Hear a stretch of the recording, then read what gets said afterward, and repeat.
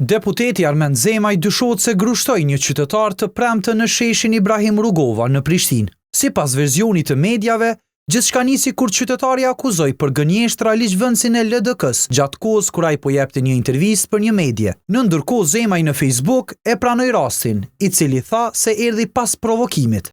Në këto raste, sulmi dhe fyerjet të ulta sigurisht do duhet të ruaja qetësinë dhe dinjitetin e çdo rrethon dhe pavarësisht provokimit, i cili nuk më ka ndodhur kurrë gjatë karrierës time, dhuna në çfarëdo forme nuk është përgjigje e drejtë. Për këtë veprim, shpreh keqardhje dhe kërkoj falje publike. Policia e Kosovës e ka konfirmuar rastin teksa ka thënë se si deputeti Zemaj, ashtu edhe qytetari janë intervistuar pas konfliktit fizik. Për detaje shtesë do që njoftoj me kohë.